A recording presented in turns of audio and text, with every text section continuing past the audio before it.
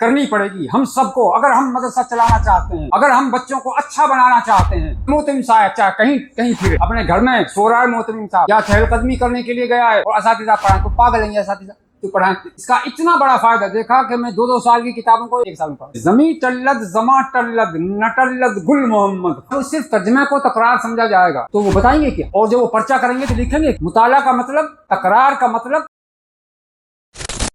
دوسری چیز ہے نظام تعلیم۔ نظام ایک تو تعلیم کا نظام ہے،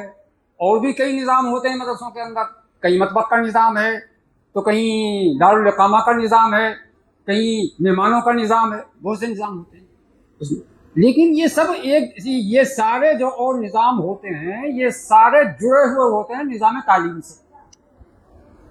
تو سارے ہی نظاموں کو صحیح کرنا پڑے گا۔ اگر مدرس وقت پر نہیں آیا نظام کے تحت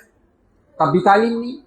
اور اگر بچے چھٹی جا کر کے وقت پر نہیں آئے تب بھی تعلیم صحیح نہیں ہو سکتی، اگر مطبخ میں کھانا نہیں بنا تب بھی جو ہے تعلیم صحیح نہیں ہو سکتی، نظام تعلیم صحیح ہو ہی نہیں سکتا۔ اگر دارالاقامہ میں کہ نظام میں گڑبڑ ہوگی تو نظام تعلیم صحیح ہو ہی نہیں سکتا۔ تو یہ نظام دارالاقامہ اور جو ہے دوسرے جو نظام ہیں یہ سب موقوف علیہ ہیں نظام تعلیم کے لیے۔ اگر وہ سارے نظام صحیح ہوں گے تو نظام تعلیم صحیح ہوگا، اور اگر نہیں ہوں گے تو بالکل نہیں۔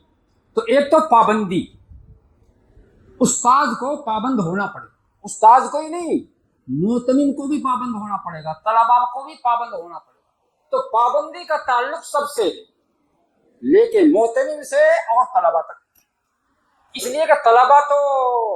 زیر نگرانی ہیں اساتذہ کے، اور اساتذہ زیر نگرانی ہے محتمم اور انتظامیہ کے۔ تو اگر محتمم پابند نہیں ہوگا تو کبھی اساتذہ صحیح کام نہیں کر سکتے۔ ایک کر لے گا دوسرا نہیں کرے گا، دوسرا کر لے گا تیسرا نہیں کرے گا۔ اگر محتمم پابند نہیں ہوگا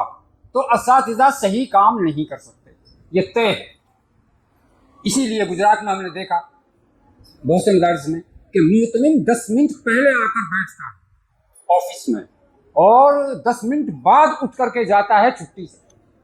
تو سارے اساتذہ اپنا اپنا کام کرتے ہیں۔ یہ نہیں ہے کہ محتمم صاحب چاہے کہیں پھرے اپنے گھر میں سو رہا ہے محتمم صاحب یا چہل قدمی کرنے کے لیے گیا ہے اور اساتذہ پڑھائیں تو پاگل ہیں اساتذہ تو پڑھائیں۔ بھائی ان کو جو ہے سب سے پہلے محتمم کو پابند ہونا پڑے گا، اس کے بعد اساتذہ کو پابند ہونا پڑے گا، یعنی اپنے وقت پر پہنچے، اور بھی 2 منٹ پہلے پہنچنے کی کوشش کریں۔ جب وہ مدرس اپنی نشست پر وقت پر پہنچے گا تو انشاءاللہ طلباء بھی وقت پر ہی پہنچ جائیں گے، اور اگر وقت پر نہیں پہنچا، ذرا سے بہانوں سے اسباق کو نہیں چھوڑا جا سکتا۔ میں تو کہا کرتا ہوں سر میں درد ہو جاتا ہے، عمر کا بھی تقاضا ہے، میں سر درد کو بیماری ہی نہیں سمجھتا، میں کبھی ناغہ نہیں کرتا الحمدللہ، یہ میرا پوری زندگی کا خلاصہ۔ میں کبھی سبق ناغہ نہیں کرتا الا یہ کہ یہاں 9 مہینوں میں بھی اگر کہیں پر دوسرے محلے میں ادھر ہوں گا تو گھنٹہ میرے دماغ میں ہو، بس یہ اللہ کی توفیق ہے، میری اپنی کوشش ہے۔ تو اس کا میں نے بہت فائدہ دیکھا، اس کا اتنا بڑا فائدہ دیکھا کہ میں 2 سال کی کتابوں کو 1 سال میں پڑھا۔ جو پابندی سے جو سبق کو مقدار صحیح رہی تو سال تو بہت بڑا ہوتا۔ تو یہ ہے پابندی۔ دارالعلوم دیوبند میں تھے ایک استاد، بہت پہلے کی بات ہے، ہمارے ابا جی رحمۃ اللہ علیہ کے بھی استاد تھے، حضرت مولانا گل محمد خان رحمۃ اللہ علیہ۔ وہ بہت پابند تھے، چاہے برسات ہو رہی ہو یا بارش ہو رہی ہو، سردی پڑ رہی ہو، گرمی پڑ رہی ہو، لیکن اسے گھنٹے میں 5 منٹ پہلے پہنچنا۔ تو ان کے عمل کو دیکھ کر کے طلباء نے ایک مقولہ بنانا کہ زمیں ٹلد زماں ٹلد نہ ٹلد گل محمد خان۔ ہاں، زمیں ٹلد زماں ٹلد نہ ٹلد گل محمد خان۔ تو یہ پابندی، چونکہ اگر استاد پابند نہیں ہوگا تو کبھی بھی طلباء پابند نہیں ہو سکتے، اسے نوٹ کریں، کبھی بھی طلباء پابند نہیں ہو سکتے۔ کوئی کہیں چلا جائے گا، کوئی کہیں چلا جائے گا، فلاں کہاں نکل جی وہاں گیا ہوا، چونکہ اسے پتا ہے کہ استاد تو آئے نہیں ہے، ابھی دیر میں آئے گا۔ تو اس کا مدار ہے استاد کی حاضری۔ جب استاد وقت پر پہنچے گا نظام کے مطابق تو انشاءاللہ تمام طلباء بھی وقت پر پہنچیں گے۔ تو یہ جو ہے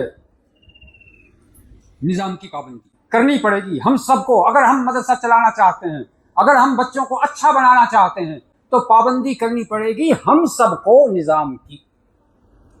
دوسری چیز ہے نظام تعلیم میں مطالعہ اور تکرار،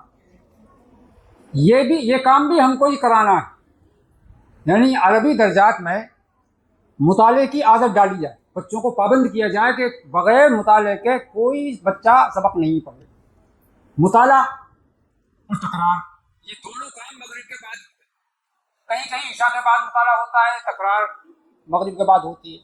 اور ایسا ہی ہوتا ہے زیادہ تر تکرار۔ اس کا ایک نگراں بھی ہوتا ہے، ہر مدرسے میں ہوتا ہے نگراں، دیکھا ہے ہم نے، لیکن وہ نگراں کیا کرتا ہے، وہ اپنی نشست پر جا کر کے بیٹھ جاتا ہے محتمم صاحب کے ڈر سے، جا کر کے بیٹھ جاتا ہے، اگر نہیں بیٹھوں گا تو جو ہے بات پرس ہوگی، تو اس لیے جا کر کے بیٹھ جاتا ہے، اور موبائل نکال لیتا ہے تو اس میں دیکھتا رہتا ہے، جو کچھ کرتا رہتا ہے، بس بیٹھا ہے چپ، حاضری ڈیوٹی۔ اور طلبا اپنے جو ہے لگے رہتے ہیں، کوئی کھیل رہا ہے، کوئی باتیں کر رہا ہے، کوئی کچھ کر رہا ہے، ان سے کوئی لینا دینا نہیں ہے اس نگراں کا۔ ہاں بچے کیا کر رہے ہیں اس سے کوئی لینا دینا نہیں ہوتا، عام طور سے ہوتا ہے، بعض جگہ ایسا نہیں ہے۔ ہاں نگراں کا مطلب کیا ہے یہ سمجھیں آپ، نگراں کا مطلب یہ ہے جس کی ذمہ داری لگائی گئی ہے اس کی نظر ہر طالب علم پر ہونی چاہیے، بیٹھے بیٹھے کون ہے کون نہیں ہے، اگر کوئی غائب ہے تو بھائی فلاں کہاں ہے، تمہاری جماعت میں سے فلاں کہاں گیا ہے، اور وہ کیا پڑھ رہے ہیں، کس چیز کا مطالعہ کر رہے ہیں، کس چیز کی تکرار کر رہے ہیں، اگر کنس و کان بھی ان کی طرف ہے کہ کیا بتا رہے ہیں، کس طرح سے بتا رہے ہیں، تو اٹھ کر کے جائے ان کے پاس، اگر جو ہے وہ تکرار صحیح نہیں کر رہے ہیں تو وہ نگراں اٹھ کر کے جائے، ان کو بتائے دیکھو تم اس طرح سے تکرار کرو، اس طرح سے نہیں، تکرار ایسے کرو، اور پہلے مفہوم بتاؤ، اس کے بعد ترجمہ، کیونکہ ہمارے آج کے بچوں نے تکرار نام رکھ رکھا ہے ترجمہ کرنے کا، اس لیے جن اسباق کو 8 گھنٹوں میں مدرس پڑھاتے ہیں وہ پٹھے پون گھنٹے میں سب کی تکرار کر لیتے ہیں، سب کی تکرار کر لیتے ہیں، ایسا کرتے ہیں۔ تو یہ اب جب صرف ترجمے کو تکرار سمجھا جائے گا اور مفہوم پر نہیں ڈالا جائے گا تو وہ بتائیں گے کیا، اور جب وہ پرچہ کریں گے تو لکھیں گے کیا،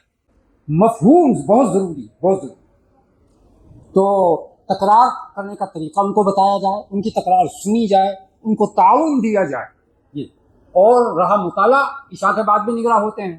مطالعہ کیسے ہوگا، اب ظاہر سی بات ہے سلم کا مطالعہ کر رہا ہے طالب علم تو اس کے نیچے تو کچھ بھی نہیں لکھ رہا، اور ویسے بھی ہارڈ کور ہے سلم کی عبارت، یا دوسری کتابیں ہیں اس قسم کی اور قافیہ ہے، وہ کیسے مطالعہ کرے، اور دوسری کتابوں کا مطالعہ کیسے کریں بچے۔ سب سے پہلی بات ان کو پابند کیا جائے کہ ہر کلاس کے پاس مصباح اللغات یا وحید جو ہے قاموس الوحید،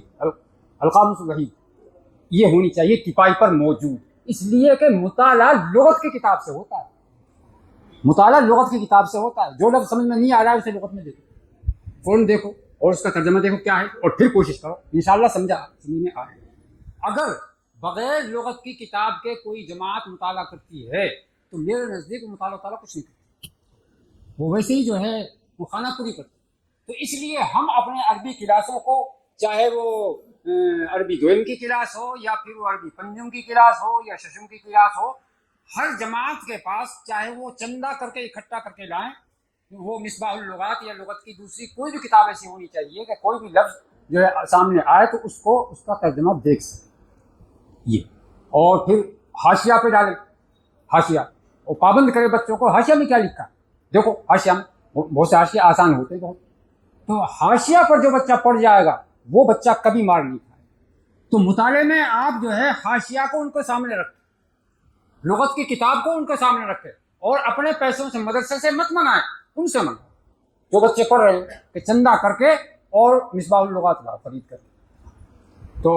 یہ جو ہے مطالعہ اور تکرار، تو اس پر مدار ہے۔ مطالعہ کا مطلب دیکھ کر پڑھنا، اور تکرار کا مطلب پڑھ کر دیکھنا، اور علم حاصل ہوتا ہے انہی دو چیزوں سے، دیکھ کر پڑھنا، پڑھ کر دیکھنا۔ اچھا، تو بہرحال یہ نظام تعلیم سے متعلق کچھ باتیں تھیں جس میں مطالعہ اور تکرار جو ہے یہ بہت اہمیت رکھتی ہیں، اور اگر ہم کوشش کریں تو انشاءاللہ جو ہے ہمارے بچے مطالعہ اور تکرار میں جو ہے وہ کامیابی ان کو ملے گی۔